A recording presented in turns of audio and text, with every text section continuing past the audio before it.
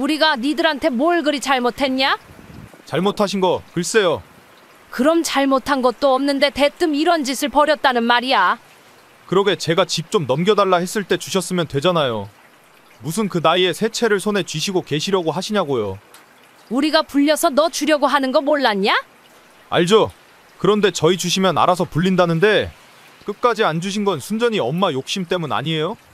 너 우리한테 돈 맡겨놨냐? 자식 생각해서 우리가 알아서 투자하고 불려주겠다는데 꼭 뭘 맡겨놓은 사람처럼 굴고 있잖아. 저희 집사람 애 가졌어요. 뭐야? 아버지 쓰러져 누워 계시고 엄마는 하루 종일 병 간호하시느라 바쁘니까 말씀 안 드렸어요. 그래서 애 가졌으니 살집 마련하려고? 내 아버지 인질 삼아 나한테 협박하는 거냐? 저도 이제 한 집의 가장이잖아요. 그런데 어머니는 조금만 기다려보라는 소리만 하시지. 제가 집사람 볼 면목이 없어요. 내가 그 아파트 안 주면 내 아버지는 어떻게 할 생각이야? 어차피 그 집들 중에서 아버지 명의 재산 있을 거 아니에요. 제가 대리인으로 저희 명의로 돌려버리면 그만이죠. 내 아버지 정신은 멀쩡하다. 법적으로 그건 안 되는 거야. 그럼 계속 요양원에 모셔놓죠. 뭐? 그럼 엄마가 알아서 결정하지 않으시겠어요? 새아기 너도 재호랑 같은 속셈 가지고 있는 게야. 어머님, 그냥 가지고 계시는 것 중에서 뭐 하나라도 주시면 안 될까요? 어머님 손주 벌써 5살이에요. 게다가 둘째까지 가졌는데? 이미 니들은 같은 생각을 가지고 있는가 보구나. 그러니까 어머니가 양보 좀 하세요. 아버지도 살리고 자식의 손주까지 살릴 수 있는데 그 집들 붙들고 혼자만 잘 먹고 잘 사시면 그게 무슨 소용이에요. 김 씨는 자신의 남편을 인질로 잡고 자신에게 재산을 내놓으라 말하는 아들 내외를 보며 이게 현실인지 꿈인지 분간도 되지 않을 지경이었습니다. 결국에는 이렇게 될 일이었다면 이 많은 재산을 가지려 노력하며 살지도 않았을 일이었습니다. 그동안 자신이 힘들게 살아온 세월을 떠올리며 부모의 재산은 곧 자신의 것이라 생각하는 듯한 아들을 매섭게 노려보았습니다. 여러분, 구독과 좋아요를 눌러주시면 영상 제작에 큰 도움이 됩니다. 김복순 씨는 어렸을 적 결혼하여 정기공으로 일하던 남편 심규식 씨와 평범한 인생을 살았습니다. 다만 시댁이 그 옛날 복덕방을 하던 사람들이었기 때문에 신혼 초에는 버는 돈의 반절 정도를 꼬박꼬박 시댁에 붙여주어야 했습니다. 명목은 자식 내외의 재산을 관리해 주겠다는 것이었습니다. 김 씨는 그런 시부모의 말을 거부할 수 없으면서도 크고 작은 불만들을 가지고 있었습니다. 남편 심 씨가 벌어오는 돈이 그리 많은 것도 아니었고 그중 반절이나 시댁으로 보내고 나면 나머지 돈으로 생활을 하는 것은 너무나 버겁기만 하였습니다. 김 씨는 언젠가 한 번쯤 시댁에 그러기 실로라 이야기를 해보겠다 마음먹었지만 그건 역시 쉽지는 않았습니다. 어머님, 저희 이번 달 생활비가 모자라요. 니들 달랑에 하나에 새도 얼마 나가지 않는데 부족할 일이 뭐가 있어? 저희 재호 간식 사 먹을 돈이라도 쥐어주어야 하는데 지금 이런 상황에서는 어려워요. 조금만 참아라. 우리가 쓴다는 것도 아니고 니들 위해서 모아준다는데 뭐가 그리 불만이야. 오랜 시간 복덕방을 운영하며 괄괄한 성격을 가진 시어머니는 며느리인 김 씨의 말을 제대로 들어주는 법이 없었습니다. 언제나 니들을 위해서 그렇다는 말로 모든 것을 무마하기 바빴습니다. 김 씨는 꼬박 20년이 가까운 세월 동안 시어머니에게 돈을 맡겼고 그 돈에 행방조차 할 수 없었습니다. 니들 이번 주에 나한테 좀 와라. 왜요? 무슨 일 있으세요? 무슨 일인지는 와보면 알고. 아범 신분증이랑 인감도장 같이 가져오너라. 김 씨는 이런 시어머니가 말년에 접어들 때까지 군소리 한 번 하지 못한 채 시키는 일이라면 뭐든지 해야 했습니다. 그런 김 씨는 언제까지 시집살이를 해야 하는 것인지 억울할 때도 많았지만 남편 심 씨는 어떠한 불만도 가지고 있는 것 같지 않아 입을 뗄 수가 없었습니다. 남편의 월급이 오르면 오르는 대로 귀신같이 알아차리고 증액까지 해서 보내라는 시어머니의 말도 한 번 거스른 적이 없었던 김 씨였습니다. 아범은 내가 줄 그어놓은 곳 채워서 적기만 하면 된다. 어머니, 갑자기 이게 다 뭐예요? 하라면 해. 내가 니들 안 좋은 일 시킬까봐 그러냐? 그래도 좀 뭔지나 알고 하자는 거죠. 일단 해. 그러고 나면 말해주마. 시어머니는 늘 김씨 부부에게 아무런 부연 설명도 없이 자신의 뜻을 따르라 하였습니다. 김씨는 그것이 불만스러우면서도 제대로 된 대꾸도 하지 못하는 자신과 남편을 탓하는 수밖에 없었습니다. 집 계약한 거다. 내가 니들 모은 돈으로 괜찮은 집 매매한 거니 이제 거기 들어가서 살면 된다. 예? 집이요? 그래. 뭘 눈이 휘둥그레해서들 쳐다봐. 내가 그 돈 떼먹었을까봐?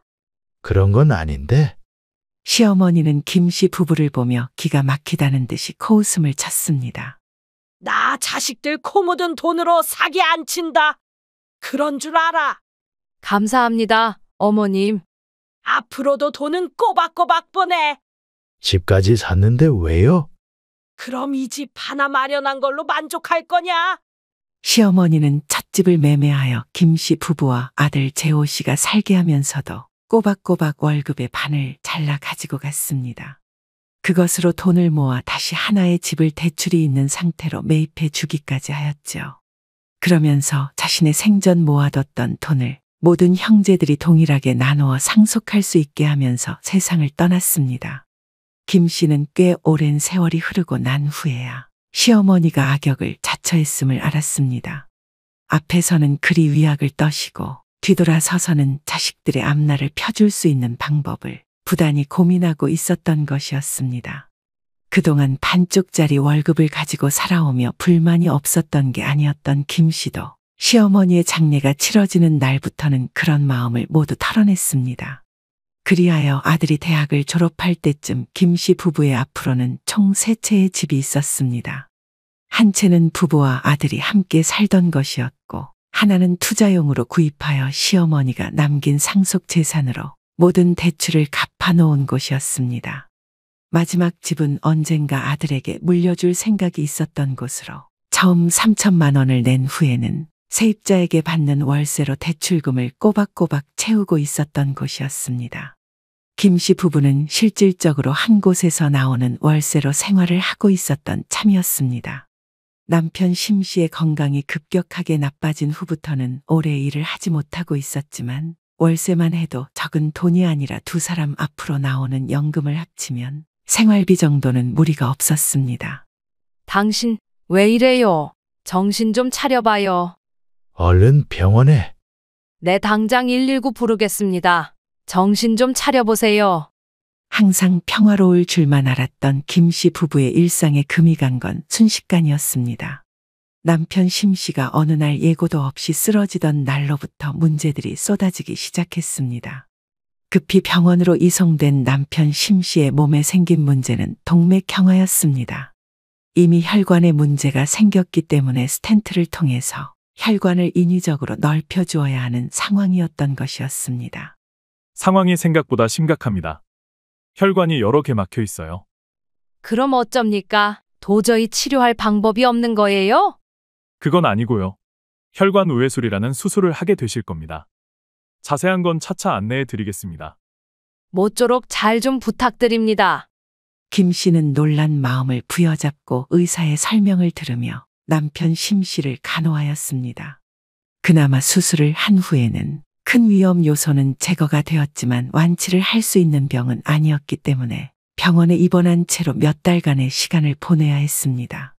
이후로도 꾸준히 약물 치료를 해야 한다는 것을 들으면서 김 씨는 억장이 무너지는 것만 같았습니다. 건강한 체질은 아니었어도 이런 문제가 생길 것이라고는 상상도 하지 못했기 때문이었습니다.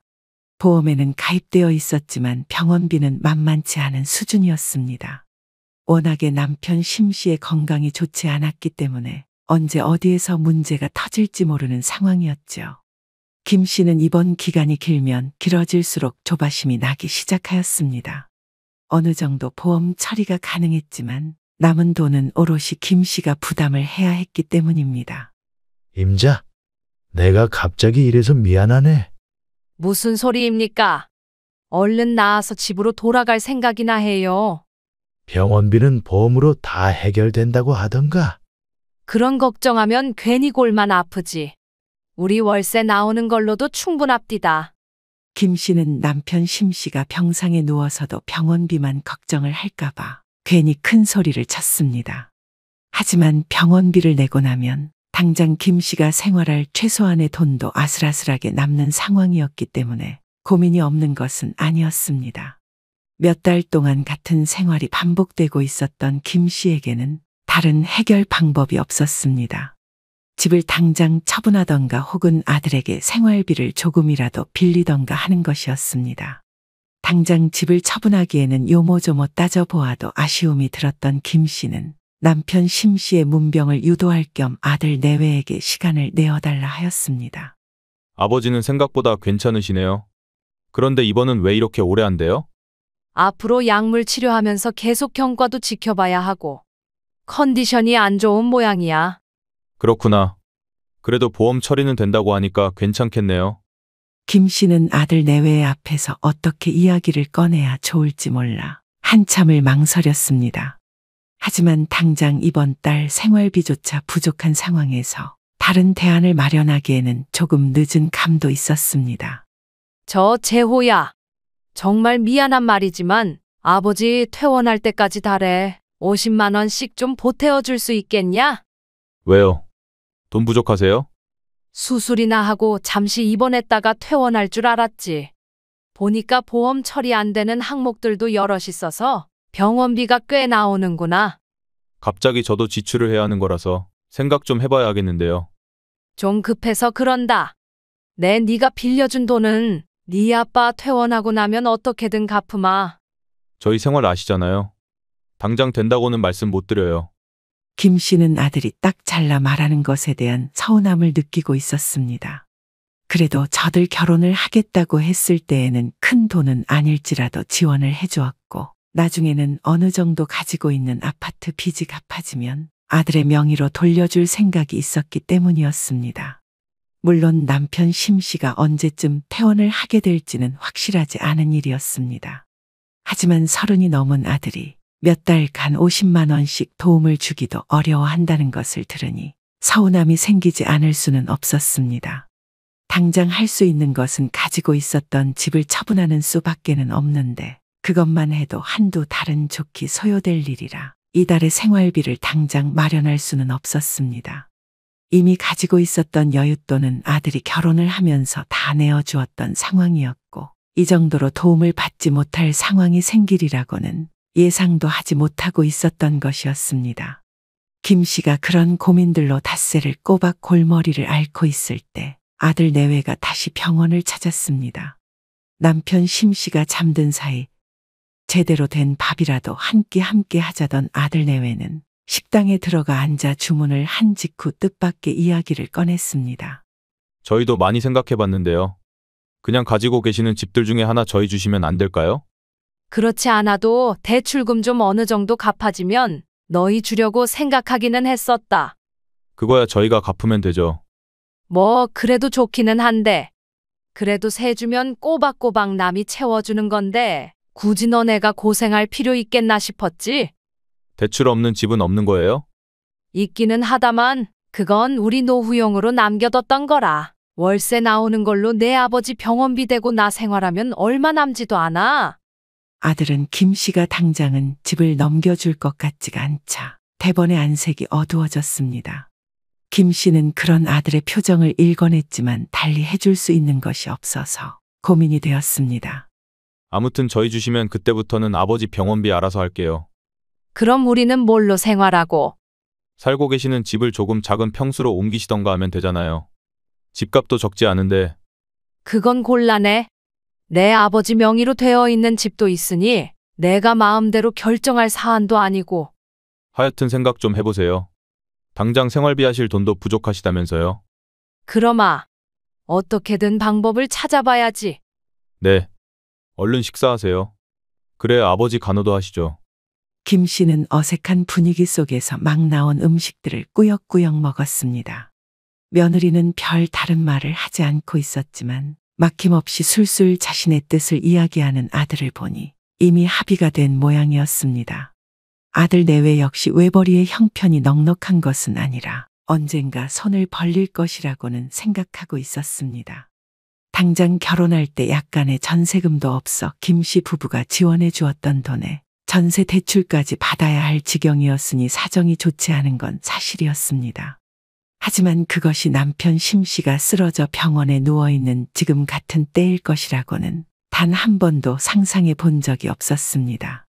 최소한 남편 심씨와 상이라도 한 후 아들에게 집을 넘겨주고 싶었던 김씨는 남편이 병원에 있는 동안은 적어도 이런 이야기를 상의하지 않을 생각이었습니다. 집을 담보로 하여 대출을 받는 한이 있더라도 우선은 남편 심씨가 먼저 회복하는 것이 먼저였습니다. 안녕하세요, 사모님. 예, 어쩐 일이십니까? 이번에 새로 계약하실 때 되었잖아요. 지금 살고 계시는 세입자는 나간다고 하셨고요. 그렇네요. 새로운 세입자는 구해졌습니까? 계약하고 싶은 분이 있기는 한데 말씀드릴 것도 있고 해서 언제 한번 부동산에 들러주세요. 예, 알겠습니다. 김 씨는 바쁜 간병 와중에 부동산에 들러서 할 말이라는 것을 들어보기로 하였습니다. 여차하면 바깥일을 보아야 하니 대출을 받아도 세입자를 받는 것에는 영향이 없는지까지 물어볼 작성이었습니다. 그러나 부동산 중개인은 아주 기쁜 소식을 김 씨에게 물어다 주었습니다. 전에 사시던 세입자분이 5년인가 굉장히 오래 사셨잖아요. 그렇지요. 나간다 해서 서운하기도 하고 그러네요. 그러실 필요 없습니다. 최근에 집값이 많이 뛰면서 월세도 많이 올랐어요. 얼마나 말입니까? 전에는 3천에 100만 원으로 받고 계셨죠? 130만 원으로 올리셔도 계약할 사람은 있을 겁니다. 그렇게나 많이 올려도 되는 겁니까? 그럼요. 다른 집들은 140만 원까지 받는 경우들도 있습니다. 김 씨는 중개사의 말을 듣고 제법 감격하였지만 겉으로 크게 티를 내지는 않았습니다. 세입자를 받는 데에 문제가 없다면 집을 담보로 하여 대출까지 받을 생각을 하고 있었는데 필요한 돈이 조금 채워질 것을 생각하니 체증이 내려가는 것 같았습니다. 혹시 내가 이 집 담보로 대출을 좀 받아도 세입자랑은 관계없지요? 세입자 몫은 1순위로 잡히니 상관없으실 것 같고요. 이번에 보증금도 5천으로 올리셔도 되니 급한 거 아니면 계약하시고 생각하시지요. 보증금까지 그리 올려도 되겠습니까? 그러다 한 달이라도 공실이 나면요. 지금 매물 있으면 연락 달라는 사람들만 해도 여럿입니다. 걱정하지 마세요. 김 씨는 그리 호언장담하는 공인중개사를 보니 마음이 놓였습니다.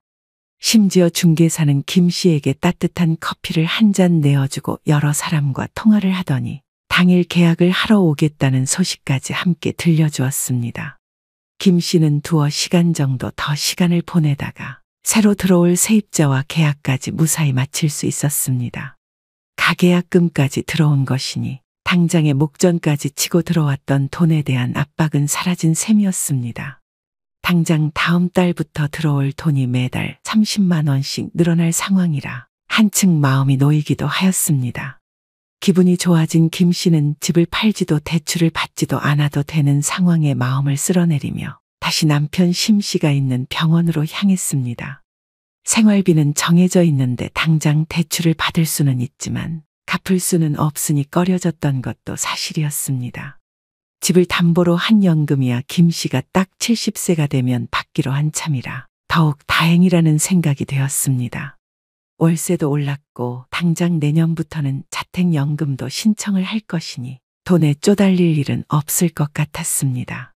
갑작스럽게 남편 심 씨가 쓰러져 지금까지는 정신없이 대처해왔지만 이제라도 자신이 정신을 차려야 병원 생활이 길어진다 해도 대처가 가능할 것이라는 생각이 들었습니다. 김 씨는 새로운 세입자와 계약을 한 후부터는 제법 마음 편하게 남편 심 씨의 간병을 해줄 수 있게 되었습니다. 엄마, 저번에 말씀드린 건 좀 생각해 보셨어요? 내가 너한테 말을 안 했구나. 그 돈 이제 안 빌려줘도 되게 됐다. 갑자기 왜요? 새 받던 집 새로 계약하는데 보증금이며 월세며 올려서 계약해도 된다고 하더구나. 그럼 저희 도움 필요 없으시다고요? 그래. 너희한테도 부담 안 되니 오히려 잘 된 일 아니냐. 그 소식을 아들 내외에게 전해주는 김 씨의 마음도 무척 가벼웠습니다. 아무리 나이가 들었다 해도 겉으로는 집을 세 채나 가지고 있으면서 아들 내외에게 손을 벌린다는 것이 스스로도 이상하다는 생각이 들었기 때문이었습니다. 그러면서도 당장 생활비가 부족한 자신의 처지 역시도 정상적인 상황은 아니었습니다. 김 씨는 남편 심 씨가 병환을 털고 일어나면 당장이라도 자택연금을 신청해 두자 말할 참이었습니다. 언제까지 살다 갈지도 모르는 것이 인생인데 최대한 늦은 나이까지 받아보겠다고 자택연금 역시 늦게 신청하는 것은 어리석은 짓이었다는 것을 깨달았기 때문이었습니다. 김 씨가 이런 복잡한 생각들을 하는 동안 수학이 너머의 아들은 아무런 말도 없이 한참을 침묵했습니다. 왜? 우리 주려고 돈 마련해 놨냐? 뭐 그것도 그렇고 저희도 이제는 집 주시는 줄 알고 기대하고 있었죠. 어차피 너희 전세 계약도 한참 남았다고 하지 않았어? 그거라도 좀 지나고 생각해보자. 그냥 좀 주세요. 우선 저희 명의로 돌려놓고 세입자가 그대로 남은 월세 갚으면 되는 거잖아요. 우선 내 아버지 퇴원이라도 해야 상의하고 처리해 줄 것 아니냐? 아들은 몇 번 화를 내더니 김 씨도 잠자코 물러나 줄 것 같지가 않자 짜증스러운 태도로 전화를 끊어버렸습니다. 김 씨는 신경이 쓰여 그 후로도 몇 번이고 아들에게 전화를 걸어보았지만 일부러 받지 않는 것 같았습니다. 사실 아들 재호 씨보다 더욱 서운함이 컸던 것은 김 씨였습니다. 돈도 한 푼 빌려주지 못한다고 했던 것은 물론이고 상황이 다 해결되었는데 이제는 집까지 내놓으라는 아들의 태도에 배신감까지 느꼈을 정도였습니다. 제 아버지가 저렇게 쓰러져 누워 수술까지 받은 상황에서도 저 살 길만 생각하는 꼴이라니 사실은 매우 크게 실망을 할 수밖에 없었습니다. 김 씨는 아들에게 집을 순순히 넘겨줄 수도 있었지만 그런 태도에 적어도 심 씨가 퇴원하기 전까지는 안 된다고 못을 박아 이야기하였던 것이었습니다. 간병은커녕 문병조차 제대로 오지 않는 아들 내외에게 순순히 집을 넘겨줄 필요도 없었습니다. 원래부터 살가운 아들은 아니었지만 이토록 매정하게 느껴졌던 것은 또 처음이기도 하였습니다. 김 씨는 남편 심 씨의 건강은 물론이고 아들과의 멀어진 사이로 머리가 터질 지경이었습니다. 그럼 집에 가서 자고 내일 아침에 올게요. 내가 뭐 중환자도 아니고 나도 늦잠이나 푹 자게 내일은 오후에나 와. 그럼 내일은 미용실 좀 들렀다 와야겠네요. 그래? 내 걱정은 하지 말고 집 가면 맛있는 것 좀 먹고 그래. 김 씨는 남편 심 씨와 작별 인사를 하고 집으로 돌아와 편안하게 잠을 청했습니다. 입원한 지도 벌써 반년이 지났고 남편 심 씨의 건강도 더할 나위 없이 좋아지고 있었습니다. 그동안 아들에게 따로 전화도 온 적이 없고 김 씨의 전화를 받지도 않았지만 언젠가는 풀릴 일이라 생각하며 남편 심 씨의 간병에만 집중하기로 하였습니다. 김 씨는 오랜만에 미용실에 들러 그동안 한 번도 관리하지 못했던 머리를 시원하게 잘라냈습니다. 그간 얼마나 정신없이 지냈는지 머리가 어깨에 닿을 정도로 길어 있었습니다. 김 씨는 머리를 자르고 평소처럼 파마를 하면서 실로 오랜만에 기분 전환이 되는 것 같았습니다. 지금 같은 상태라면 남편 심 씨도 머지않아 퇴원을 할 수 있을 것 같아 마음이 가뿐하기까지 했죠. 하지만 병원에 들른 김 씨는 남편의 침상에 다른 사람이 앉아 있는 것을 발견하고 깜짝 놀랐습니다. 처음에는 자신이 병실을 잘못 찾은 건가 하여 허겁지겁 확인하러 뛰쳐나가기까지 하였습니다. 그러나 몇 번이고 주변을 둘러보아도 남편과 함께 병실을 쓰고 있었던 다른 환자들은 변함이 없었습니다. 김 씨는 남편 심 씨가 어디로 갔나 하여 얼른 안내 데스크로 뛰어갔습니다. 저 심규식 씨 어디 갔습니까? 어머님, 왜 이제 오셨어요? 왜 이제 오다니? 그게 무슨 말입니까? 간호사의 말에 김 씨는 심장이 주체할 수 없이 뛰고 손발에 땀까지 줄줄 나고 있었습니다. 혹시라도 자신이 없는 사이에 남편 심 씨에게 무슨 일이 생긴 것은 아닐까 하는 걱정 때문이었습니다. 그러나 다행인지 불행인지 그런 일은 일어나지 않은 것 같았습니다. 아드님이 이제 요양원으로 옮긴다고 데려가셨는데 그게 무슨 말입니까? 내 남편이 왜 요양원을 가요? 저는 그냥 그렇게 밖에 전해 듣지를 못해서요. 김 씨는 미처 대화를 다 끝낼 생각도 하지 못한 채 전화기를 들어 아들에게 전화를 걸어보았습니다. 남편 심 씨를 데려간 것이 아들이라는 것을 뻔히 아는데도 고의적으로 김 씨의 전화를 무시하고 있는 것이 틀림없었습니다. 김 씨는 더 이상 참지 못하고 며느리에게로 전화를 돌렸습니다. 보나 마나 며느리 역시 자신의 전화를 피할 것이라고 생각하고 있었지만 그렇지는 않았습니다. 네, 어머님. 너 지금 태연하게 어머님 소리가 나오냐? 왜 그러세요? 무슨 일이신데요? 내 시아버지 어디로 데려갔냐? 너 지금 재호랑 같이 있는 거 아니야? 같이 있어요. 안 그래도 아버님 모셔다 놓고 가는 길이니까 어머님 집으로 바로 갈게요. 김 씨는 뛰는 심장을 주체할 길이 없어서 병원 벤치에 앉아서 한참 숨을 골라야 했습니다. 상황을 지켜보고 있었던 간호사들은 급히 찬물을 떠와 김 씨가 목을 축일 수 있게 해주었습니다. 혹시나 아들 내외와 엇갈리기라도 할까봐 걱정이 되었던 김 씨는 서둘러 병원을 나와 집으로 향했습니다. 김 씨가 집으로 돌아와 전전긍긍하는 것도 어느새 1시간. 딱 그쯤이 되었을 때 아들과 며느리가 집으로 들어섰습니다. 김 씨는 당장 아들에게 뛰어가 멱살을 잡고 울부짖으며 남편의 행방을 물었습니다. 너 이놈, 내 아버지 어디로 데려간 거야? 왜 그러세요? 저 아버지 자식이고 편한 곳으로 모신 거예요. 갑자기 우리한테 왜 이러냐? 대뜸 집을 달라질 않나? 나한테 말도 없이 요양원으로 데려갔다고 그러지를 않나? 어머님, 진정하시고 이 말 먼저 좀 들어보세요. 김 씨는 쉽게 화를 가라앉힐 수 있을 것 같지는 않았지만 우선은 남편의 행방을 먼저 알아내야 했습니다. 아들 내외는 아주 태연한 얼굴을 하고 평소와 별반 다르지 않은 태도를 취하고 있었습니다. 모든 것이 갑작스럽게 일어난 일이라 김 씨는 이 상황이 납득이 가지 않았습니다. 이렇게 부모의 뒤통수나 치는 아들이 아니었건만 갑작스럽게 자신들을 상대로 이런 패륜짓을 저지르기로 한 생각이 궁금했습니다. 우리가 니들한테 뭘 그리 잘못했냐? 잘못하신 거 글쎄요. 그럼 잘못한 것도 없는데 대뜸 이런 짓을 벌였다는 말이야. 그러게 제가 집 좀 넘겨달라 했을 때 주셨으면 되잖아요. 무슨 그 나이에 새 채를 손에 쥐시고 계시려고 하시냐고요. 우리가 불려서 너 주려고 하는 거 몰랐냐? 알죠? 그런데 저희 주시면 알아서 불린다는데 끝까지 안 주신 건 순전히 엄마 욕심 때문 아니에요? 김 씨가 예상했던 것처럼 아들이 이런 일을 벌인 건 고작 아파트를 빨리 넘겨받기 위해서였습니다.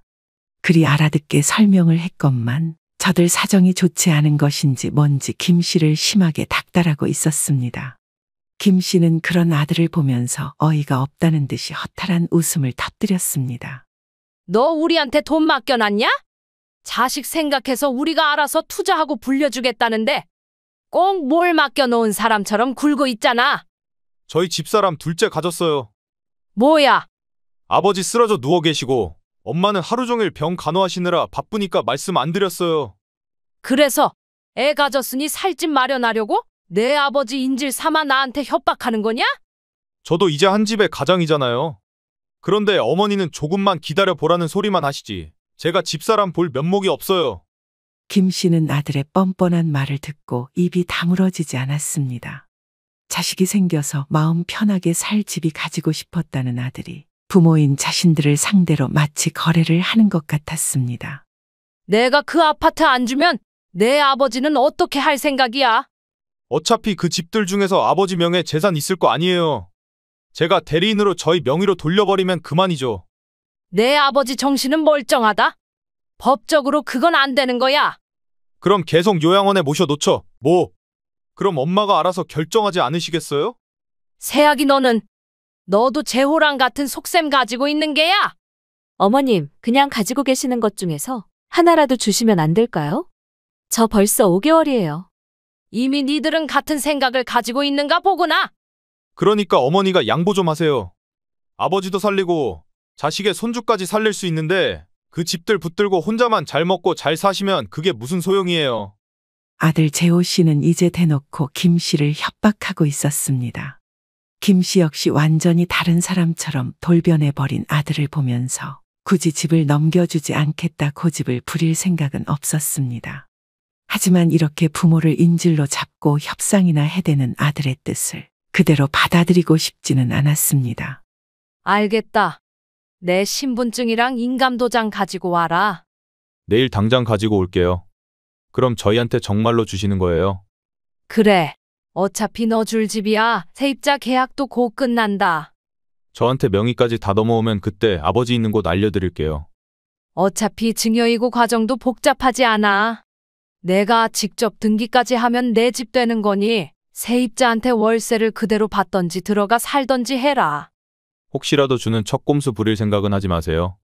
명의까지 제 것인 거 확인해야 아버지 있는 곳 알려드릴 겁니다. 알겠대도. 아들 내외는 드디어 김 씨와 말이 통했다고 생각했는지 제법 만족스러운 표정을 하고 있었습니다. 김 씨는 아들 내외가 돌아간 후 얼른 몇 번 거래를 하였던 변호사에게 전화를 걸었습니다. 변호사 양반. 내 좀 물어볼 게 있습니다. 예, 사모님. 말씀하세요. 내가 대출 끼고 있는 집이 있는데 그것도 아들 명의로 증여해 줄 수 있습니까? 가능하죠. 서류만 몇 가지 있으면 됩니다. 시간은 얼마나 걸리겠습니까? 빨리빨리 처리만 한다면 한 달도 안 걸립니다. 도와드려요? 우리 아들이 해야 할 일이 따로 있습니까? 어차피 사모님에게 증여받으시는 거니까 뭐 기본적인 서류만 주시면 되고요. 대출도 그대로 승계하는 거라서 생각보다 간단합니다. 그러니까 변호사 양반에게 맡겨놓으면 우리 아들은 할 게 없다는 거 맞습니까?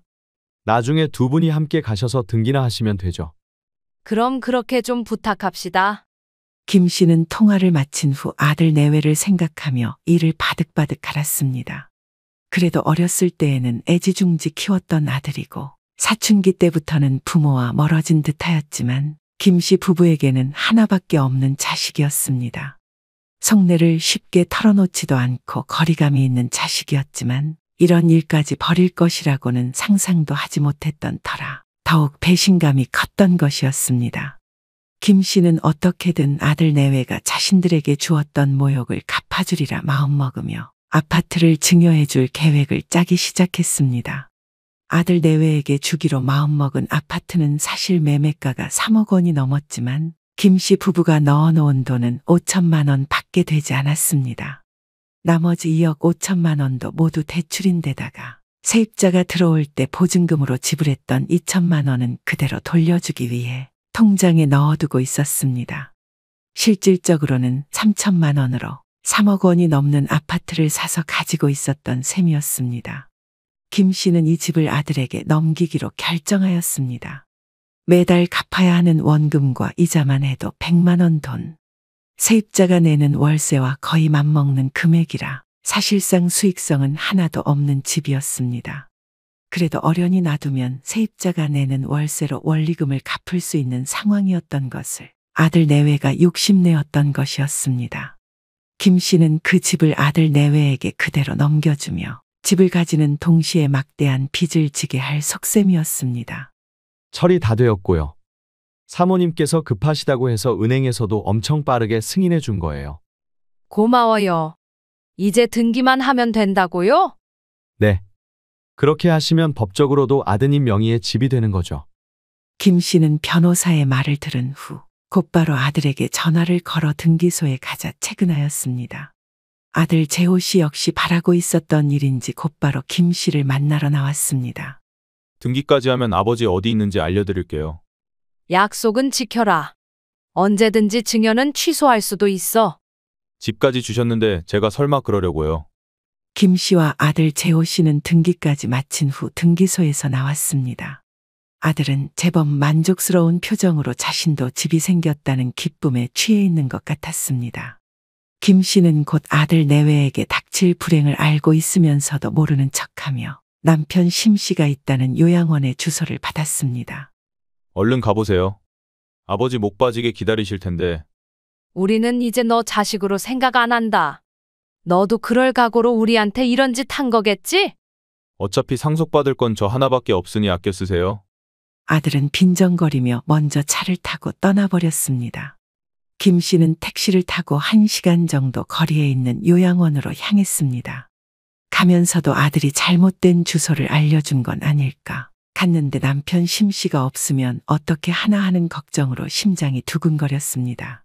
벌써 병원에서 마지막으로 남편 심씨를 본 것도 한 달이 넘어가고 있었습니다.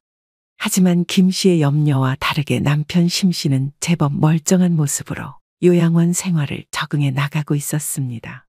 당신이 여기 어쩐 일이야? 뭘 어쩐 일이에요. 얼른 집에 가게 짐 챙깁시다. 김 씨는 얼른 남편을 퇴소 처리하고 집으로 데려와 일상으로 돌아왔습니다.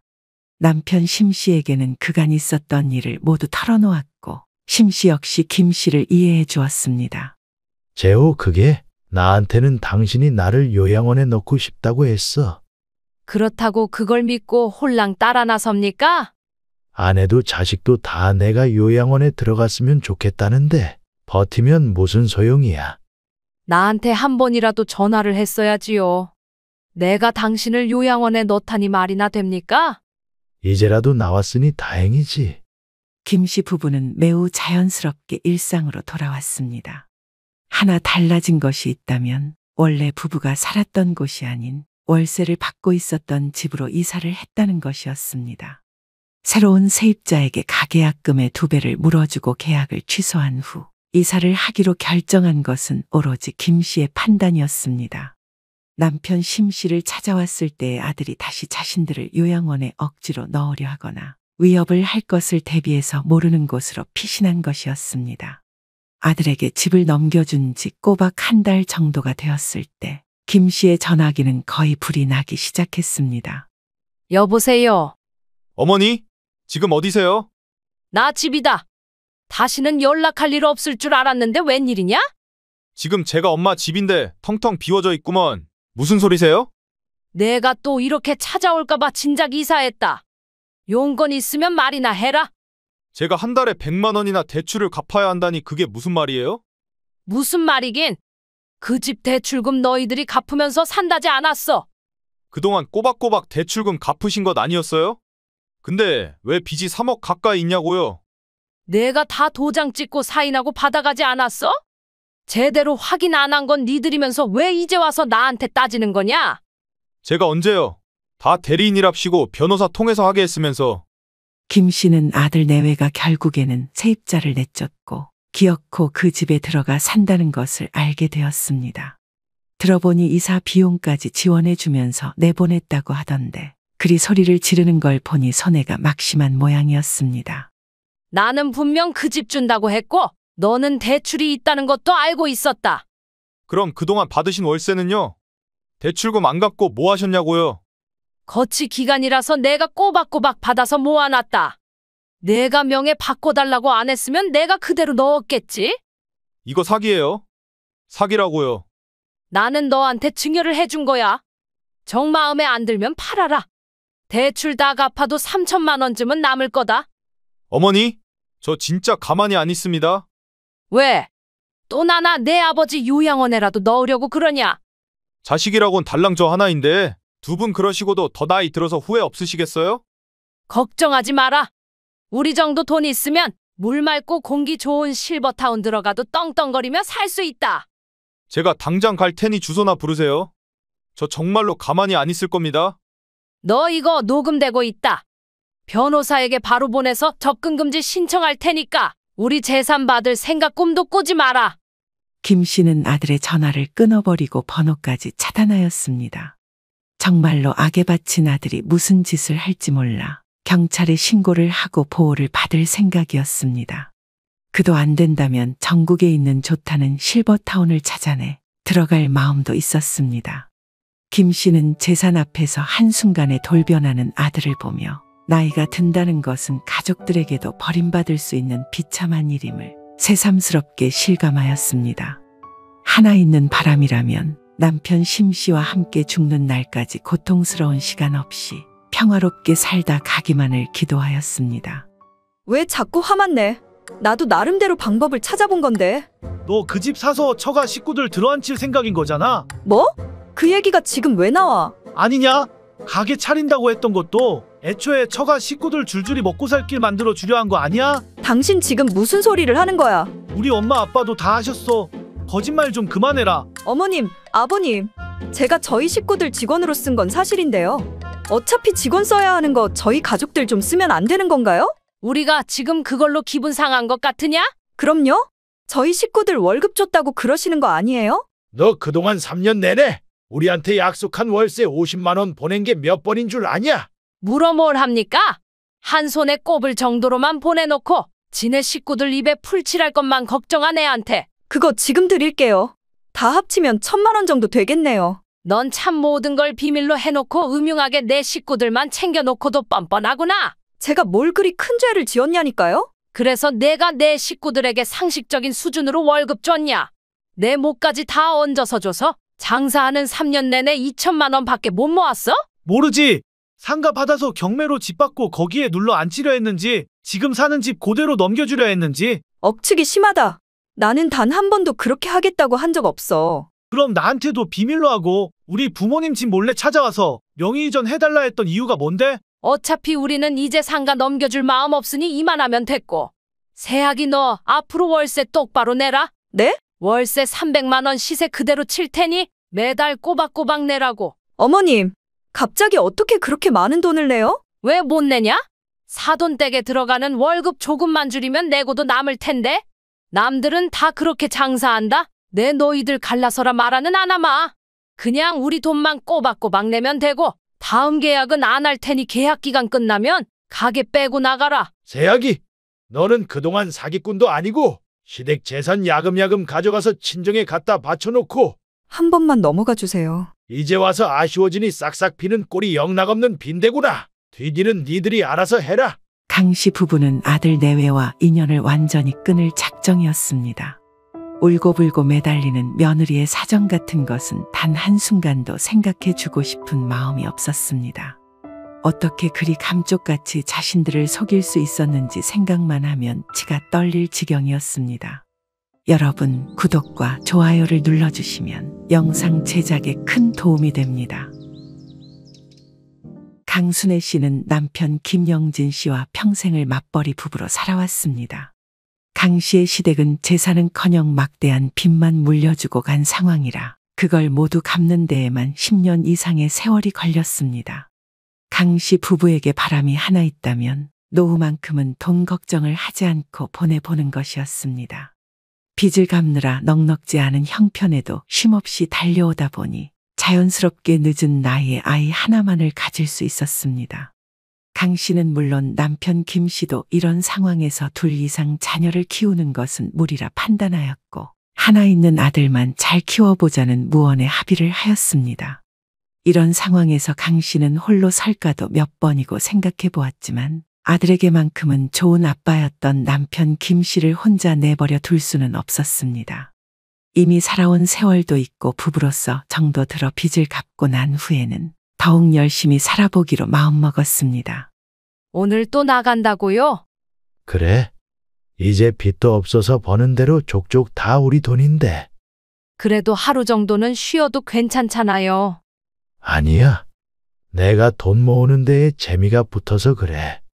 남편 김 씨는 낮에는 회사일, 밤에는 대리운전을 하면서 돈을 벌었습니다. 잠잘 시간도 부족하게 사는 남편이 안쓰러웠지만 자신이 돈을 버는 족족 모두 주머니 속에 들어온다는 것이 좋다는 남편 김 씨를 말릴 수는 없었습니다. 그렇게 쉼없이 달려온 결과 강 씨 부부에게는 처음으로 살만한 아파트가 생겼습니다. 지은 지 꽤 오래되기는 했어도 나름대로 리모델링을 해놓으니 깔끔해 보이고 노후까지는 걱정이 없을 것 같았습니다. 그로부터 다시 10년이 흐른 후에 강 씨 부부의 앞에는 상가 하나가 생겼습니다. 목 좋은 자리에 마련한 상가에서는 못해도 다달이 300만 원이라는 돈이 들어왔습니다. 나이가 들어서는 회사를 그만두고 배달이나 대리운전 일을 하고 있었던 남편 김 씨는 그제야 일을 그만둘 수 있었습니다. 연금도 나오고 있고 더 나이가 들면 자택연금을 신청하여 나름대로 넉넉한 생활을 할 수 있을 것이라 여겼습니다. 따박따박 들어오는 상가의 월세도 조금씩 모아 노후 정도는 아무런 걱정 없이 보낼 수 있는 형편이 된 것이었습니다. 강 씨 부부는 그동안 그리 힘겹게 살아왔던 세월을 생각하면 노후 정도는 이렇게 아무 근심 걱정 없이 편안하게 보낼 수 있다고 여겼습니다. 단 하나 아들을 키울 때에는 사정이 좋지 않아 해달라는 것 중 반절도 제대로 못 해주었음에 대한 죄책감을 가지고 있었습니다. 적당한 성적과 학벌, 외모를 가졌던 아들은 지방 4년제 대학을 졸업하여 나쁘지 않은 조건으로 회사에 입사할 수 있었습니다. 강 씨 부부에게 아들의 취직만큼 마음이 놓이는 일은 없었습니다. TV만 틀면 청년 실업률이 사상 최대라는 뉴스가 쏟아져 나오는데 그래도 월급을 꼬박꼬박 받을 수 있는 상황을 스스로 만들어낸 것이었기 때문이었습니다. 그나마 아들이 대학을 다닐 때에는 형편이 나아져 학비와 용돈을 줄 수 있었으니 강 씨 부부에게는 면죄부가 되어 주었습니다. 그런 아들 용재 씨는 취업한 후 7년 차가 되었을 때 제 짝을 만나 결혼을 하게 되었습니다. 우리가 얼마나 보태주면 되겠냐? 됐어요. 엄마 아빠나 처가나 사정 안 좋은 건 매한가지라 저희끼리 돈 모아 하기로 했어요. 그럼 너희들 살 집은? 그래도 전세 구할 만한 돈은 모아뒀으니 알아봐야죠. 여차하면 대출도 조금 받고요. 그래. 요즘은 다들 그렇게 산다고 하더구나. 둘이 살림 합쳐서 모으면 금방이야. 도움 필요하면 언제든지 말하고. 며느리 희지 씨의 친정도 형편이 좋지 않아 결혼에는 도움을 못 주는 상황이라 사실 아들 내외의 사정도 빤했습니다. 강 씨 부부는 전셋값이 조금 모자라다는 아들을 위해서 자신들 앞으로 들어온 모든 축의금의 2천만 원을 보태 아들 내외에게 지원을 해주었습니다. 그래도 나름대로 대출 없이 적당히 살만한 18평 아파트를 구해 살 수 있게 되었으니 더는 걱정할 게 없으리라 생각하였습니다. 그래도 아들이 안쓰러운 마음이 있었던 강 씨 부부는 아들 내외에게 신용카드 한 장을 주며 돈이 필요할 때마다 조금씩 사용해도 된다 일렀습니다. 뭘 이런 걸 주세요. 저희 정말 괜찮아요. 그래도 주머니에 조금씩 구멍 나기 시작하면 대출 받게 되고 큰돈 되기 십상이다. 그럴 바에야 부모에게 조금 기대는 것도 나쁘지 않아. 아껴 쓸게요. 감사해요, 어머님, 아버님. 정말 감사합니다. 아들 내외는 강 씨 부부의 마음을 아는지 연신 감사 인사를 전했습니다. 그 후로 달에 적게는 30만 원 정도 지출이 많을 때에는 100만 원 정도를 사용한다는 것을 카드 명세서를 보고 알게 되었던 강 씨였습니다. 며느리가 계약직으로 일하고 있었던 회사를 그만두게 되면서 형편이 더 안 좋아진 모양이었습니다. 결혼일에서 2년 차쯤 되었을 때 강 씨 부부는 결단을 내려야 하겠다는 생각이 들었습니다. 자신들이야 이제 살아온 날보다 세상을 떠날 날이 더 가까워졌고 아들 내외가 젊은 날 자신들처럼 아등바등하며 사는 것이 안쓰러웠기 때문이었습니다. 어차피 상가는 애들 주려고 했잖아요. 그냥 지금 주는 건 어떻습니까? 우리 모아놓은 돈에 지금 나오는 기초연금에 자택연금까지 신청하면 그래도 살만하겠지. 뭐가 걱정이랍니까? 우리가 큰돈 나갈 일 있는 것도 아니고 보험도 다 들어놨는데. 그래? 까짓거 돈 필요할 때 되면 용재 녀석이 모르는 척하지도 않을 텐데. 강 씨 부부는 오래 고민해 왔었던 일을 실행으로 옮기려 하였습니다. 가지고 있었던 상가를 아들에게 넘겨주어 생활이 좀 편해졌으면 하는 마음이었습니다. 혹시나 아들의 생각은 다를까 싶어 강 씨 부부는 아들만 조용히 불러 따로 의견을 물어보고자 하였습니다. 우리 앞으로 가지고 있는 상가 니들한테 넘겨주려고 한다. 그럼 엄마 아빠는 무슨 돈으로 생활하시려고요? 우리야 따로 모아둔 돈도 있고 연금도 나오지 않아. 나중에 자택연금 신청하면 그것도 꼬박꼬박 돈 나올 테고. 그래 주시면야 저는 좋죠. 지금은 월세가 좀 올라서 달에 300 정도 나온다. 그럼 니들이 받아서 우리 용돈 50만 원씩만 줘라. 50만 원이 뭐예요? 100만 원도 드릴 수 있어요. 그건 나중에 우리 사정 안 좋아지면 찬찬히 생각해보고. 그래. 지금은 니들 얼른 자리 잡는 데에 쓰고. 나나 내 아버지 크게 아파서 병원 갈 일 있으면 그때나 니들이 부담해라. 변변찮은 자식이라서 자꾸 손 벌려서 죄송해요. 별소리를 다 하네. 강 씨 부부는 그래도 한 가정의 가장이 되었다고 철이 든 것 같은 아들을 보면서 마음이 시큰해졌습니다. 어렸을 적 남이 입었던 옷을 물려받아도 크게 불만을 얘기한 적 없었고 가지고 싶다 하는 것에 눈길이 가면서도 제 부모가 부담될까 싶어 입 밖으로는 꺼내지 않았던 아들임을 잘 알고 있었습니다. 그러니 강씨 부부도 평생을 모아 산 상가를 아들에게 넘겨주는 것쯤은 하나도 아깝지가 않았습니다. 오히려 결국에는 아들 내외가 힘들어지면 자신들도 덩달아 어려운 상황이 생길 수도 있었기에 빨리 넘겨주고 자리를 잡았으면 하는 마음도 있었습니다. 강 씨와 남편 김 씨는 이래저래 상가를 상속하려면 어떻게 해야 하는지, 어느 정도의 상속세를 물어야 하는지를 알아보고 다니고 있었습니다. 적지 않은 돈이 들어갈 것 같아서 그 돈을 어떻게 처리해야 할지 고민이 되기도 하였습니다. 하지만 며칠 후 아들이 상가를 물려받을 수도 있다는 사실을 며느리에게 이야기하였는지 아들 내외가 함께 강씨 부부의 집을 찾았습니다. 니들이 무슨 일이냐? 내일 용재 너는 회사도 나가봐야 하지 않아? 이 사람이 드릴 말씀이 있다고 해서요. 그래. 우리한테 무슨 할 말이 있는 거야? 솔직한 말로 강 씨는 며느리의 표정이 결연해 보이기까지 해서 걱정이 되었습니다. 필시 무슨 부탁을 하려고 하는 것일 텐데 상가까지 넘겨주겠다 한 상황에서 그 이상을 요구할까 싶어 긴장이 될 수밖에 없었습니다. 며느리의 속을 알 수 없으니 강 씨는 그저 타는 속으로 입을 뗄 때까지 기다리는 수밖에 없었습니다. 어머님, 아버님, 저 가게를 하나 하고 싶어요. 그러냐? 무슨 가게? 프랜차이즈 떡볶이 가게요. 어차피 이 나이에 새로 취업을 하는 건 어렵고 자리만 잡으면 사업하는 게 돈은 더 잘 벌릴 것 같아요. 그래. 니들이 결정할 일이지 우리한테까지 상의할 필요 없다. 강 씨는 자식들이 뭘 이런 일까지 우리에게 와서 이야기하나 싶어 의문이 들었습니다. 하지만 며느리가 강 씨 부부에게 와서 그런 결심을 이야기한 데에는 모두 이유가 있었습니다. 강 씨 부부가 증여해 주려고 하는 상가에서 가게를 열고 싶다는 의미였던 것이었습니다. 그런데 우리는 니들이 그렇게까지 해야 하나 싶다. 네? 그게 무슨 말씀이세요? 어차피 이제 아이도 생기고 할 것 아니냐? 저도 일을 하면 돈을 더 벌 수 있으니까 그렇죠. 일을 안 해도 상가 월세만 300만 돈이 들어오는데 굳이 그래야 하냐 이 말이지. 솔직히 말하자면 강 씨는 며느리가 그곳에서 장사를 하겠다는 것을 이해하지 못했습니다. 하지만 반대로 며느리 역시 어차피 증여할 상가에서 가게를 열겠다는 것을 반대하는 이유를 납득하지 못하는 것 같았습니다. 세아가, 너희들 여윳돈도 없이 가게 시작하면 빚 지고 시작하는 거다. 그거 다 갚는 데에만 몇 년 걸릴 거야. 그거야 일하면서 버는 돈으로 갚아나가고 그 외에도 수익은 생기는 거잖아요. 내 시어미 말은 그럴 바에야 그냥 월세 받고 편하게 살림하고 육아했으면 좋겠다는 거야. 며느리는 남편 김 씨의 말을 듣고도 뾰로통한 표정이었습니다.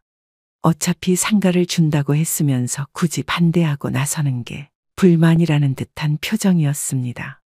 사실 그렇게 따지고 든다면 사사건건 아들 내외의 결정에 개입하려 한다는 것도 틀린 말은 아니었습니다. 그래서 강 씨 부부는 더욱 조심스럽게 며느리를 설득하려 한 것이었습니다. 그러나 며느리는 끝까지 강 씨 부부의 의견을 듣지 않고 있었습니다. 어차피 주시는 거면 저도 장사 한번 해보고 싶어요. 내가 굳이 해야겠다면 그렇게 해라. 니들이 직접 운영한다는데 우리가 뭐라고 하겠냐? 어차피 저는 회사 계속 다닐 거고요. 이 사람만 일할 거니 돈은 더 잘 벌릴 거예요. 그래. 알겠다. 잘 알아보고 해. 요즘 배달이다 뭐다 하면 남는 것도 많이 없다고 그러더라. 저희가 신중하게 생각하고 결정할게요. 걱정하지 마세요.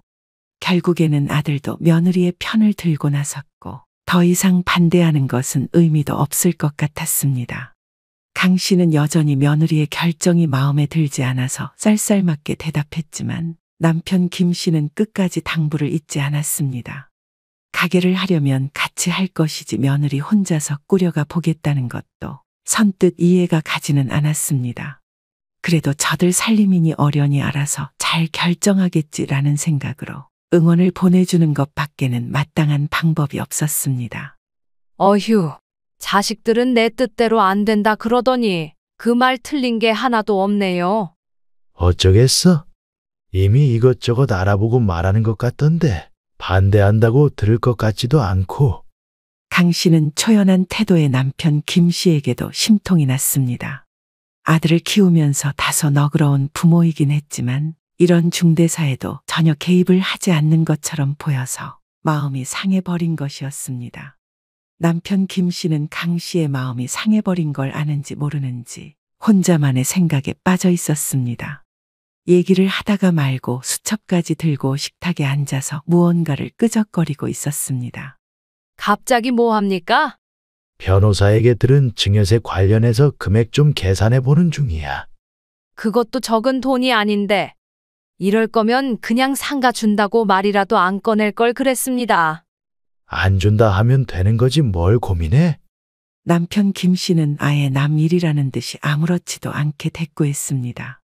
강 씨는 그걸 듣고 더욱 화가 나서 소파에 앉아서 TV를 켜고 기분이 좋지 않다는 것을 티냈습니다. 남편 김 씨는 그런 강 씨를 내내 모르는 척하면서 무언가를 골똘히 생각하더니 소파로 다가와 앉았습니다. 변호사 말이 조만간 증여세도 완화될 거라고 하던데 그때까지는 우리가 가지고 있는 거 어때? 애들한테 이미 주겠다고 말해놨는데 이제 와서 어찌 그럽니까? 아, 어차피 새아기가 가게 한다는데 무슨 상관이야. 그런 건 월세 받을 때 얘기지. 강 씨는 남편 김 씨의 제안이 솔깃해서 아닌 척하면서 귀를 기울였습니다. 다른 사람한테 세 주고 월세 받는 거면 우리가 증여를 해주는 게 맞지. 그런데 새아기가 장사할 거면 당장 줄 필요는 없지 않겠어? 그거야 그렇죠. 근데 안 준다고 하면 안이 꼽게 생각할 것 같네요. 지들 결정을 존중한 것처럼 우리 의견도 존중해 주겠지. 당신은 걱정하지 말어. 강 씨는 어쩐지 불안한 마음이 들었지만 남편 김 씨가 호언장담하니 불미스러운 일은 벌어지지 않을 것이라고 생각하기로 했습니다. 남편 김 씨는 그런 결정을 한 후 아들 내외에게 상가를 넘겨주지 않겠다는 생각을 밝혔습니다. 아니나 다를까 아들 내외로부터 약간의 반발이 있기도 하였습니다. 저희는 받게 되는 줄 알았는데. 생각해보니까 어차피 희지 내가 가게 운영할 거면 굳이 증여세 내가며 지금 줄 필요도 없을 것 같다. 그럼 그냥 그대로 가게만 내라고요? 그래. 보증금이랑 월세 안 받을 테니 거기서 장사해라. 조금이라도 여유 있으실 때 주시는 게 낫지 않을까요? 주실 거면 증여세 정도는 저희가 부담해도 되고요. 어차피 시간 갈수록 증여세는 낮아질 거라고 하던데 굳이 지금이어야 할 필요도 없겠더라. 아들 내외는 은근히 상가를 물려받고 싶어 하는 것 같았지만 남편 김 씨의 의견도 확고했습니다. 어차피 줄 재산이라지만 어쩐지 좋지 않은 예감이 들었기 때문이었습니다. 이러나 저러나 며느리가 가게를 열겠다는 생각이 달라지지 않는다면 당장 상가를 넘겨주지 않아도 되는 것은 사실이었습니다. 아들 내외는 갑작스럽게 받을 재산이 사라졌다는 느낌이 들어 허탈해하는 것 같았습니다. 하지만 상가야 원래 제 손에 들어오지도 않은 것이었고 가게만 열 수 있는 것만으로도 만족해야 하는 상황이기도 하였지요. 하는 수 없이 아들 내외는 강 씨 부부의 의견에 따르는 수밖에 없었습니다. 적절한 시기가 되면 우리가 알아서 넘겨주마. 그럼 원래 받으시기로 한 용돈은 그대로 드릴게요. 그래라. 보증금이랑 월세만 빼도 거의 거저 시작하는 거나 다름없어. 강 씨 부부는 일이 그렇게 되고 나서야 한시름 놓을 수 있었습니다. 주겠다고 말이나 하지 말걸. 이 빵정을 떨어선. 강 씨는 끝까지 재산을 손에 쥐고 있으려는 자신의 속마음이 이번 기회로 톡 튀어나와 스스로도 놀라고 말았습니다. 아들에게 주는 것은 하나 아깝지 않다고 생각한 것도 모두 거짓말 같았습니다. 막상 며느리가 사업을 시작한다고 하니 그냥 며느리 좋은 일만 시켜주게 되는 것 같아서 언짢은 기분이 들었기 때문이었습니다. 아들이 제 가정을 꾸렸다는 것을 자신이 인정하지 못하는 것인지 아직까지 며느리를 가족으로 받아들이지 못한 것인지 싱숭생숭한 마음이 들기도 하였습니다. 그러면서도 쉽게 재산을 넘겨주지는 않아야 하겠다는 마음에는 변화가 없었습니다. 강 씨는 그런 자신의 이중적인 면모에 대해서 생각을 멈추고 싶었습니다. 그러는 동안 며느리는 정말로 꽤 유명한 떡볶이 프랜차이즈 집을 오픈하였습니다. 가족이라도 계약서를 써야 했기 때문에 월세는 용돈으로 받기로 한 50만 원을 기입해 두었습니다. 아들 내외는 자신들이 가지고 있었던 돈에 본사에서 지원해주는 대출을 이용하여 저리에 가게를 열 수 있었습니다. 강 씨 내외가 가지고 있었던 상가 자체가 큰 대단지 아파트를 끼고 있었고 유동 인구도 많은 곳이라 장사는 제법 순탄하게 되는 것 같았습니다. 아들이야 그대로 회사를 다니고 있었지만 며느리의 벌이가 많아진 만큼 생활비를 넉넉하게 벌 수 있는 것 같아 마음이 놓였습니다. 그러는 동안 금세 3년이라는 시간이 흘렀고 강 씨 부부는 우연찮게 지인으로부터 경매로 나온 아파트를 사지 않겠냐는 제안을 받았습니다. 얼마나 좋은 조건인데 그래? 시세 70% 정도로 나온 집이야. 30평쯤 되고 지금 사놓으면 앞으로 탄탄대로라니까. 우리는 이미 집도 있는데 뭘? 그럼 아들내라도 한번 살 건가 물어보던가. 그럴까? 그것도 좋겠구먼. 남편 김 씨는 얼른 이 소식을 아들 내외에게 알려주고 싶었습니다. 저렴한 집은 아니지만 시세에 비해서 훨씬 낮은 금액으로 살 수 있었고 담보 대출도 잘 나올 만한 곳이라는 정보까지 들었기 때문이었습니다. 은퇴하기 전에는 부동산 일을 하던 친구에게 들은 이야기라 믿을 만한 정보통이었습니다. 그래서 니들이 그 집 사면 어떨까 싶다. 저희가 당장 그만한 돈이 어디 있어요. 들어보니까 우선 낙찰받고 나면 경락잔금이라던가 대출이 따로 나온다 그러더라. 저희 그만한 사정 안 돼요. 일단 세약이 가게 끝나면 집에 좀 들려라. 자세하게 이야기해 주게.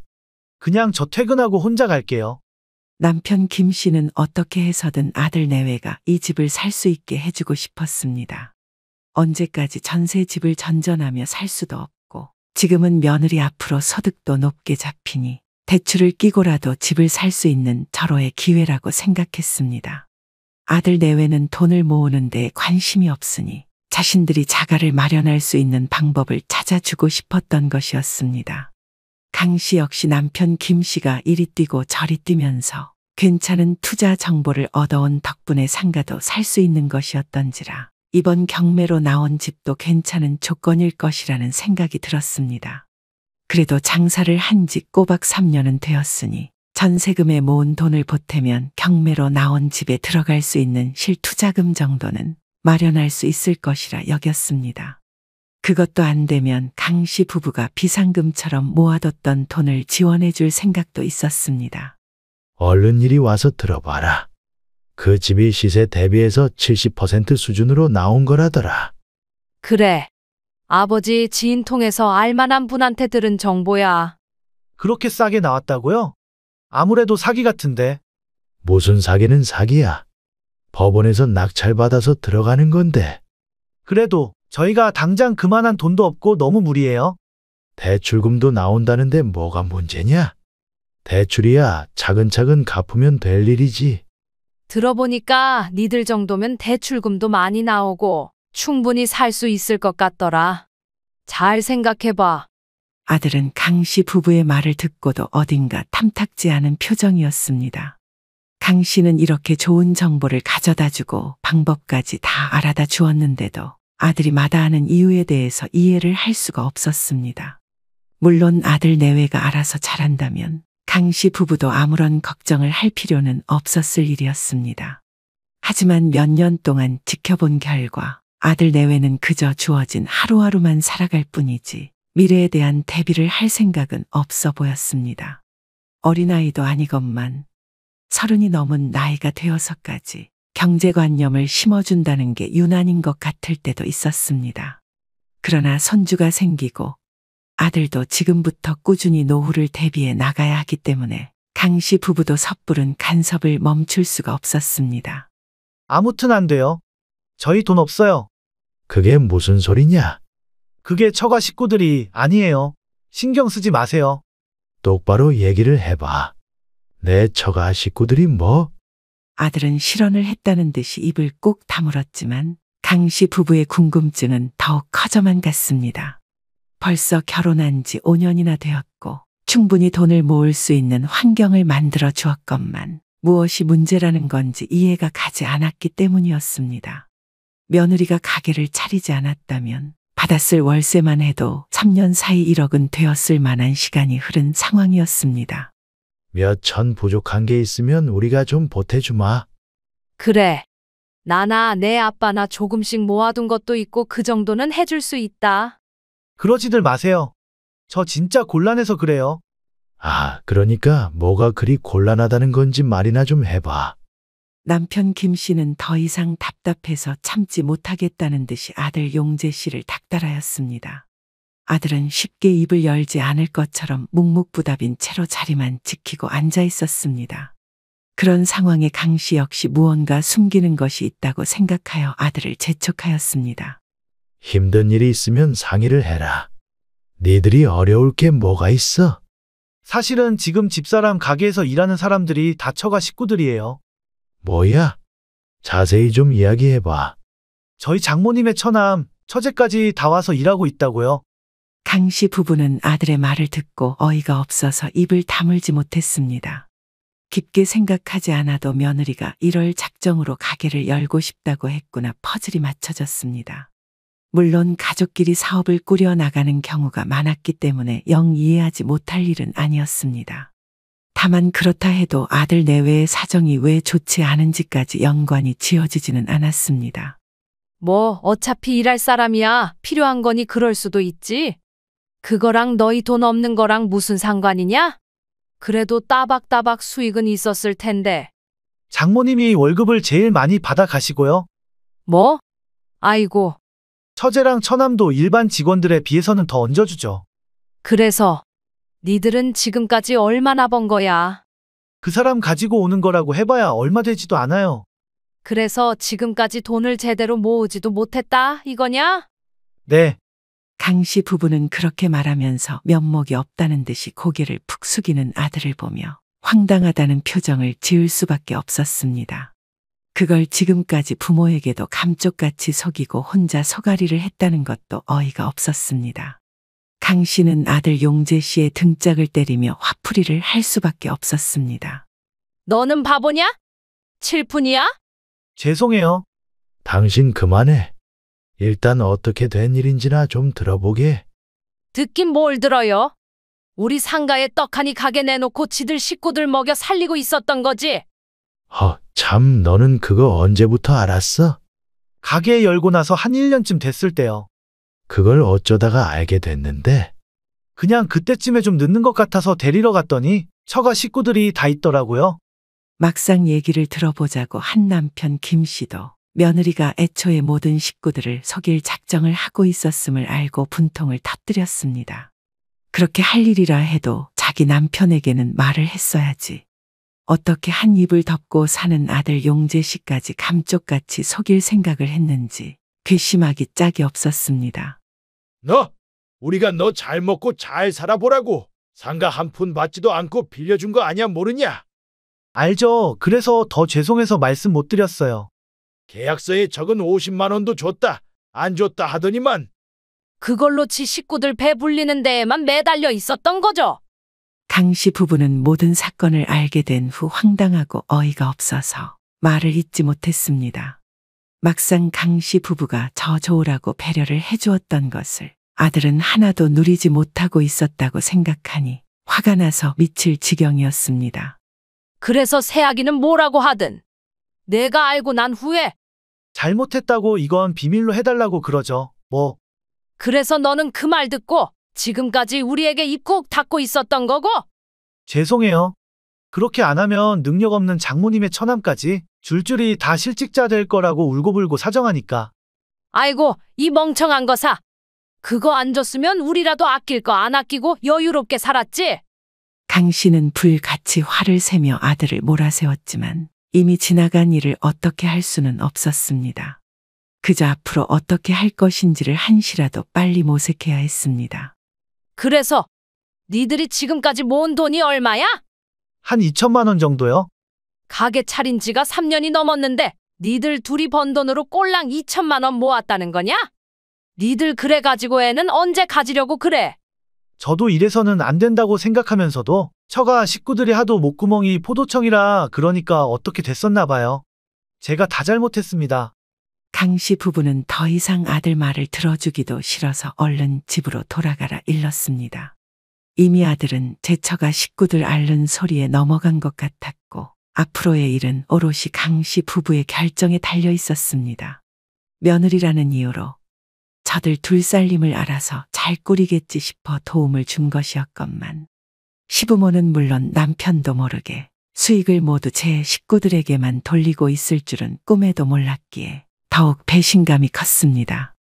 강 씨 부부는 아들 용재 씨가 돌아간 후에도 한참 동안이나 성을 내며 열을 올렸습니다. 그러다 앞으로 찬찬히 며느리에 대한 처분을 논의해 보자는 말과 함께 잠자리에 들었습니다.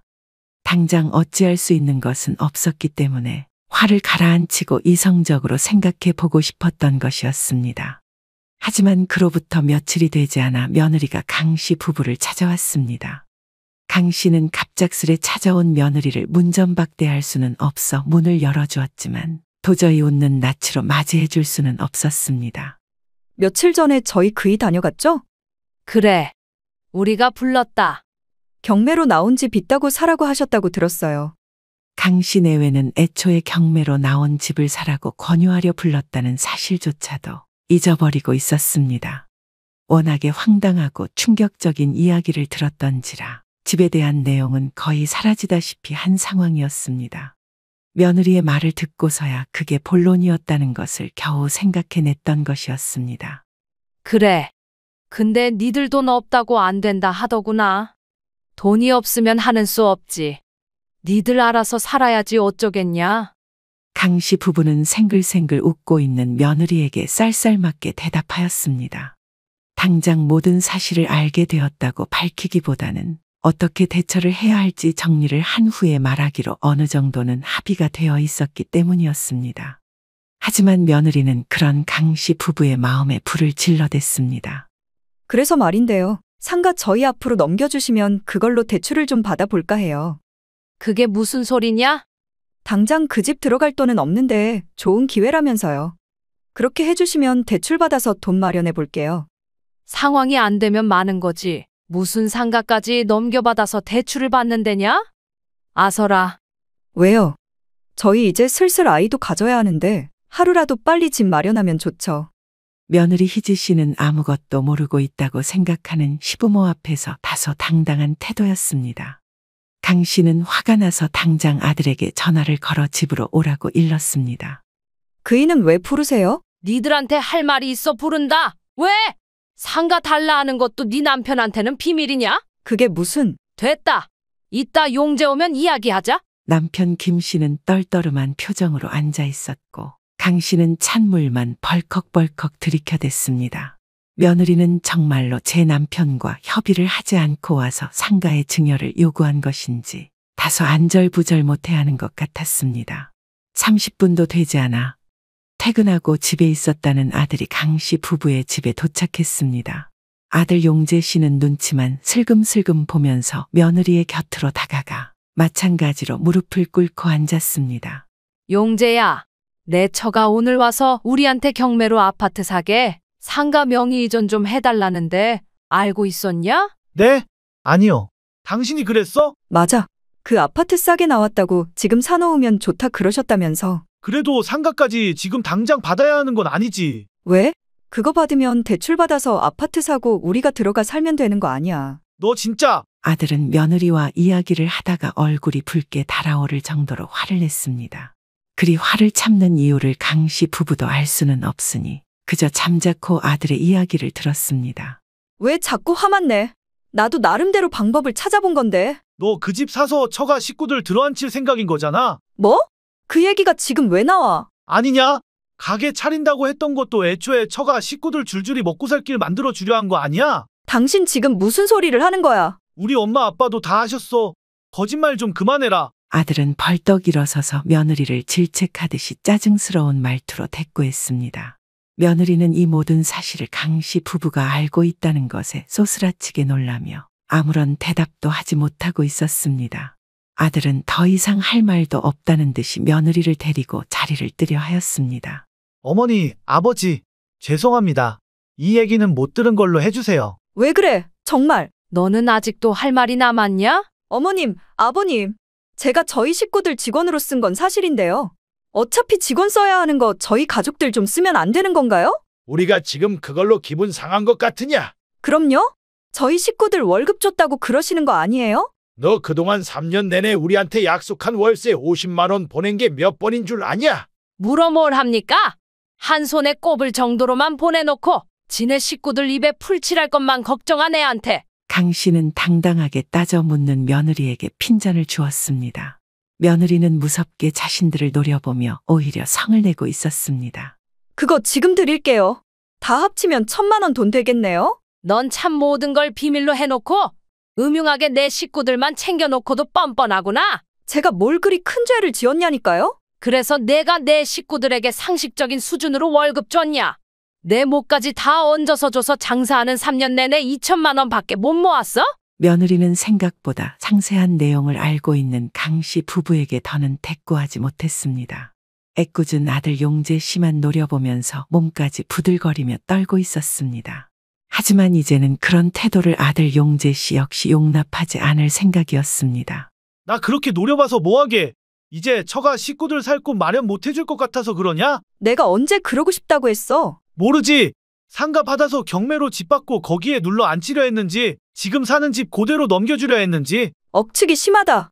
나는 단 한 번도 그렇게 하겠다고 한 적 없어. 그럼 나한테도 비밀로 하고 우리 부모님 집 몰래 찾아와서 명의이전 해달라 했던 이유가 뭔데? 아들 내외는 목에 핏대까지 세우며 싸우고 있었습니다.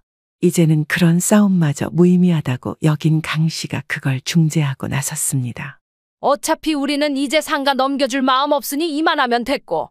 새아기 너 앞으로 월세 똑바로 내라. 네? 월세 300만 원 시세 그대로 칠 테니 매달 꼬박꼬박 내라고. 어머님, 갑자기 어떻게 그렇게 비싼 월세를 내요? 왜 못 내냐? 사돈댁에 들어가는 월급 조금만 줄이면 내고도 남을 텐데. 남들은 다 그렇게 장사한다. 며느리는 그제야 잘못을 빌며 그러지 않겠다 빌었지만 너무 늦은 일이었습니다. 모든 것을 다 알게 된 이상 강 씨 부부 역시 그대로 참아주고 싶지는 않았습니다. 내 너희들 갈라서라 마라 말은 안 하마.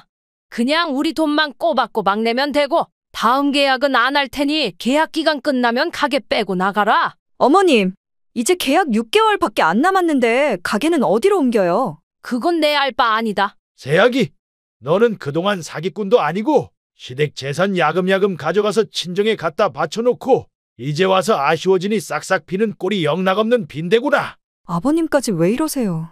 저 이제 곧 용재 씨랑 아이도 가질 거고요. 한 번만 넘어가 주세요. 우리는 내가 가게 빼면 바로 상가 팔아서 그걸로 죽을 때까지 여유롭게 쓰면서 살다가 가련다. 뒤뒤는 니들이 알아서 해라. 강 씨 부부는 가차없이 애원하는 며느리를 쳐내고 자리를 마무리하였습니다.